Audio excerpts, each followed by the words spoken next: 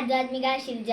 എല്ലാവർക്കും മലയാള എക്സ്പ്രസ് ന്യൂസിലെ സായാഹ്ന വാർത്തയിലേക്ക് സ്വാഗതം. വിഴിഞ്ഞം തുറമുഖത്തിലെ സമ്പൂർണ്ണ കയറ്റുമതി ഇറക്കുമതി പ്രവർത്തനങ്ങൾ ഓഗസ്റ്റ് 18-ന് ആരംഭിക്കും. ഇതോടെ ട്രാൻസ്ഷിപ്മെന്റ് തുറമുഖത്തിൽ നിന്ന് സമ്പൂർണ്ണ അന്താരാഷ്ട്ര ചരക്കു കവാടമായി വിഴിഞ്ഞം മാറും.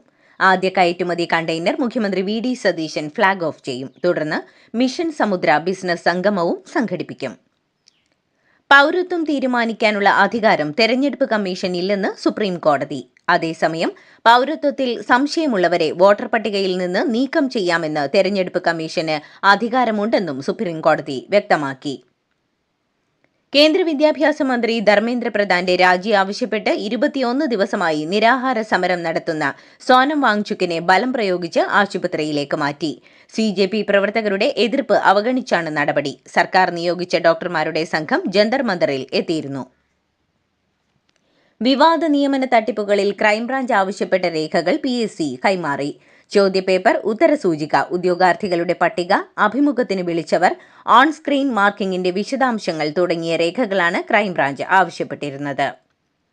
ചോദ്യപേപ്പർ മാറി നൽകിയതോടെ PSC പരീക്ഷ റദ്ദാക്കി.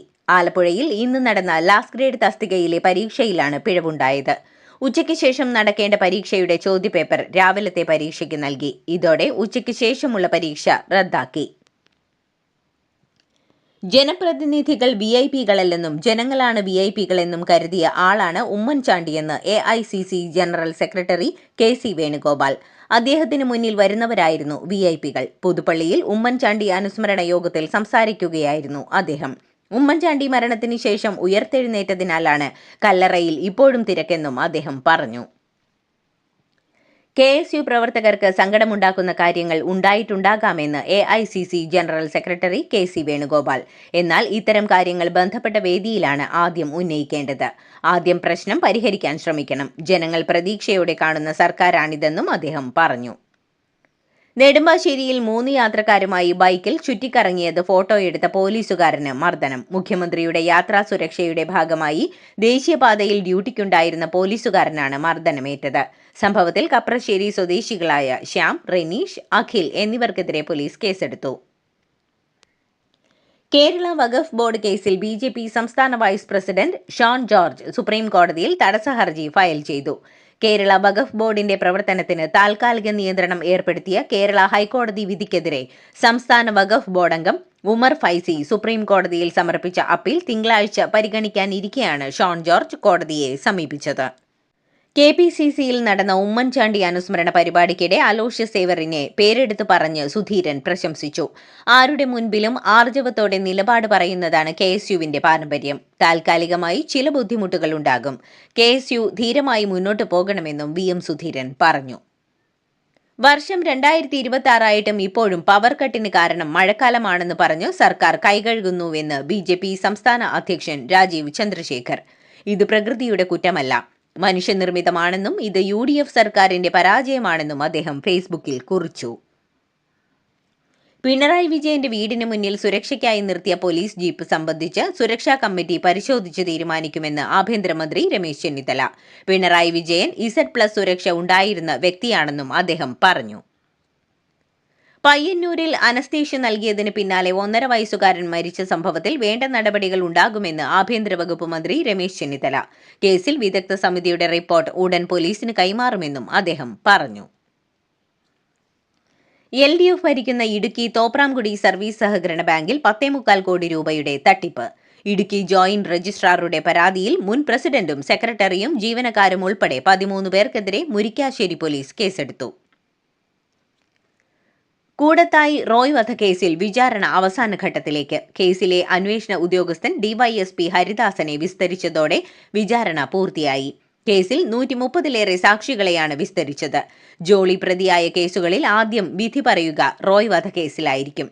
2011 സെപ്റ്റംബറിൽ ജോളി തന്റെ ആദ്യ ഭർത്താവ് റോയ് തോമസിനെ കൊലപ്പെടുത്തിയെന്നാണ് കേസ്.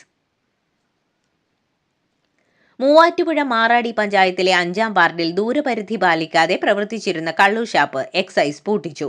നിയമങ്ങൾ ലംഘിച്ചാണ് ഷാപ്പിന് അനുമതി നൽകിയതെന്ന കണ്ടെത്തലിനെ തുടർന്നാണ് എക്സൈസ് കമ്മീഷണറാണ് പ്രവർത്തനം അടിയന്തരമായി അവസാനിപ്പിക്കാൻ ഉത്തരവിട്ടത്.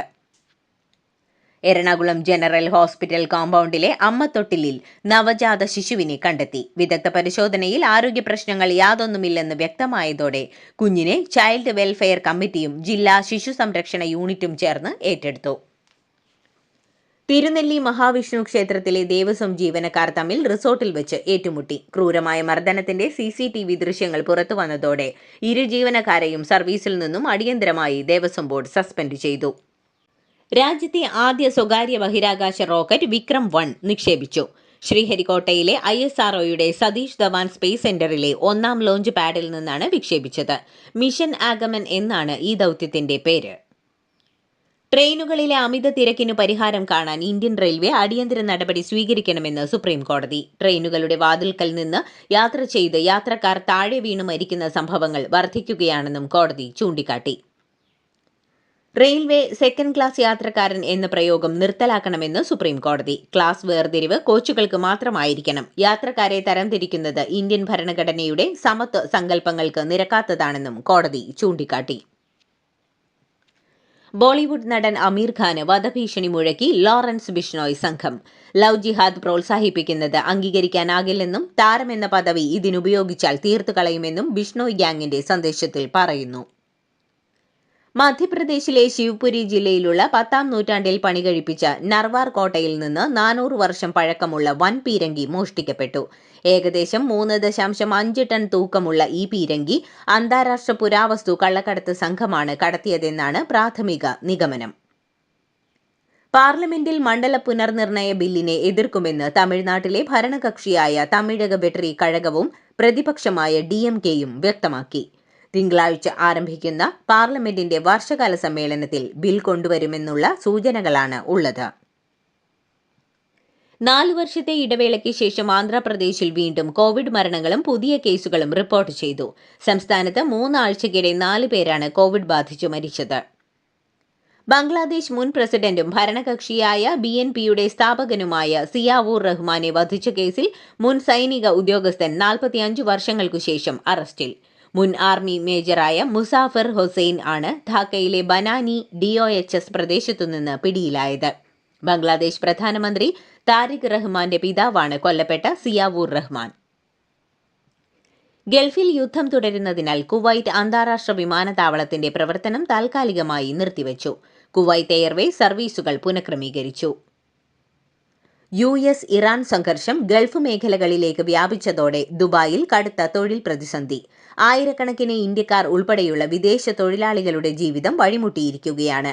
യുദ്ധസമാനമായ അന്തരീക്ഷം മാസങ്ങൾ പിന്നിടുമ്പോൾ ദുബായിൽ പുതിയ തൊഴിലവസരങ്ങൾ ഇല്ലാതാവുകയും ശമ്പളം വെട്ടിക്കുറയ്ക്കുകയും പുതിയ ജോലികൾ കണ്ടെത്താൻ കഴിയാതാവുകയും ചെയ്യുമെന്ന് ദ ന്യൂയോർക്ക് ടൈംസ് റിപ്പോർട്ട് ചെയ്തു.